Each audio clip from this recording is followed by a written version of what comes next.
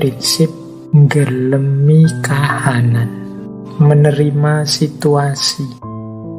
Prinsip menerima situasi ini mungkin bagi beberapa orang, misalnya yang banyak terpengaruh pandangan-pandangan tentang progres tadi, yang punya wawasan bahwa hidup ini linier, semakin maju, prinsip nggelemi kahanan ini mungkin dianggap prinsip yang pasif, tidak bisa maju.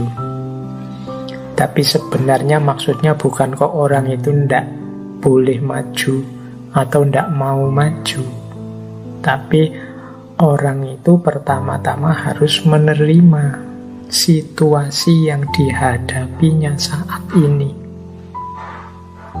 Maju tapi tidak menerima situasi yang dihadapi saat ini, seringkali produk-produk, mungkin pikiran, mungkin budaya, mungkin gagasan yang dihasilkan jadinya tidak nyambung dengan identitas kediriannya, tidak cocok. Untuk bisa seseorang itu maju kan harus jelas di mana dia berdiri, harus menerima situasi tempatnya berdiri.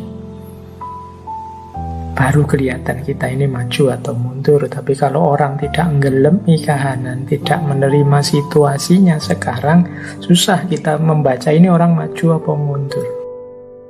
Ini yang mungkin menurut saya jadi akar kritiknya beberapa tokoh terhadap peradaban modern. Jadi melupakan kondisi nyata, khususnya kondisi mental spiritual dirinya. Sehingga yang material maju, tapi kemudian yang mental spiritual jadinya mundur. Nggelemi kahanan yang jadi perwujudan prinsipnya Cokro Manggilingan ini, ada kalimat yang saya suka, yaitu saiki ning kene ngene aku gelem. Jadi mengalami apapun yang memang sudah kenyataan dalam hidup kita, memang sudah terjadi begitu, harus kita terima.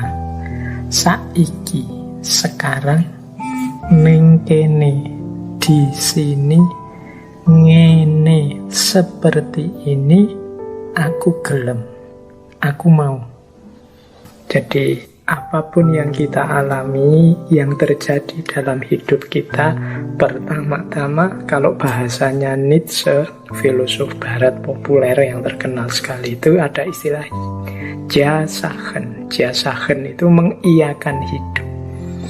Itu sama dengan menggelemi kahanan ini. Jadi apapun peristiwa, apapun situasi yang kita hadapi, iyakan dulu. Wong memang faktanya begitu, kenyataannya begitu. Baru setelah itu ingin kita perbaiki kah, ingin kita kembangkan kah, ingin kita lebih maju lagi kah, monggo. Tapi tetap pertama-tama harus nggelemi kahanan.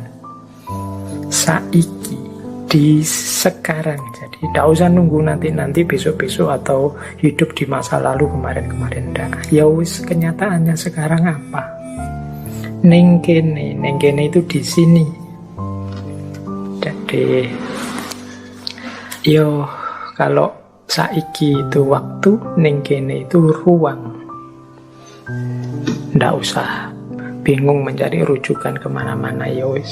Diri kita sendiri ning kene, di sini, di situasi sekeliling kita sendiri.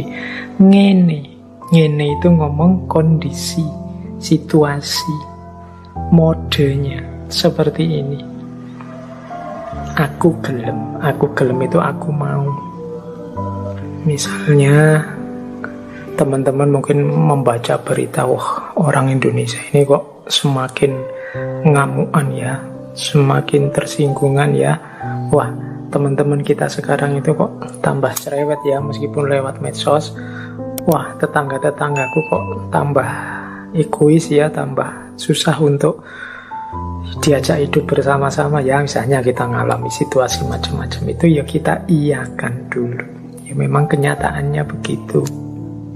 Banyak orang tidak mau menerima kenyataan, membuat-buat alasan. mencari-cari dalih dari kenyataan, sehingga akhirnya dia malah salah memahami situasi, salah memahami kenyataan.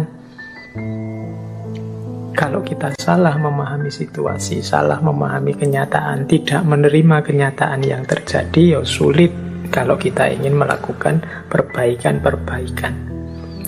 Oh iya Pak, kehidupan di tempat saya itu sekarang sudah mulai agak egois, rasa kebersamaannya kurang. Nah, ya berarti terus gimana cara kita menyikapi itu biar lebih baik, kan gitu. Tapi kalau sejak awal kita bikin dalih, misalnya, oh enggak kok Pak, itu kelihatannya saja enggak rukun, aslinya ya rukun kok Pak. Kalau dulu ngobrolnya itu pakai nongkrong-nongkrong di luar bersama, sekarang pakai medsos Pak.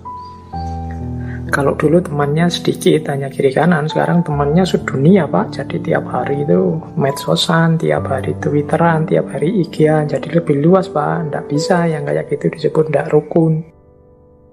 Cuma kan secara kenyataan harus diakui ketika orang sibuk dengan gadget, ya kedekatan secara fisik, kebersamaan secara fisiknya berkurang dengan tetangga-tetangga, dengan teman-teman di sekitarnya.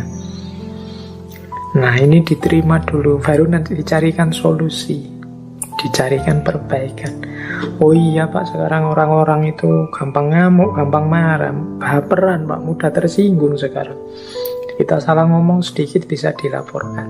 Nah, ya diterima saja, situasinya memang begitu. Setelah itulah terus solusinya gimana? Nanti kan ada perbaikan. Disitulah gunanya ngelemi kahanan.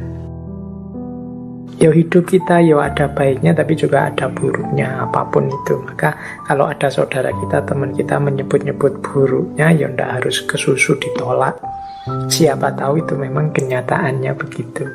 Kita terima, kemudian kita perbaiki. Jadi ini tidak harus diartikan kritik Barat tadi, misalnya, oh ini pasif, ini ndak aktif. Ndak, justru terukur tindakannya, ndak asal maju. Inilah gunanya ngelemi kahanan. Makanya nanti di masyarakat Jawa itu ada istilah tadah, peradah, dan ora wegah. Tadah itu tidak meminta apapun. Tidak meminta itu maksudnya bukan tidak punya keinginan, tapi tidak banyak menuntut. Mensyukuri apa yang sudah dicapai. Orang bersyukur itu biasanya ya tidak mengeluh, tidak menuntut. Itu tadah. Menerima tadi, ngelemi kahanan. Tapi juga tidak diam. Selanjutnya ada peradah. Peradah itu mau repot untuk perbaikan sesama, untuk menyumbang tenaga, menyumbang pikiran, nyumbang ilmu, nyumbang harta untuk kehidupan sesama. Itu namanya peradah.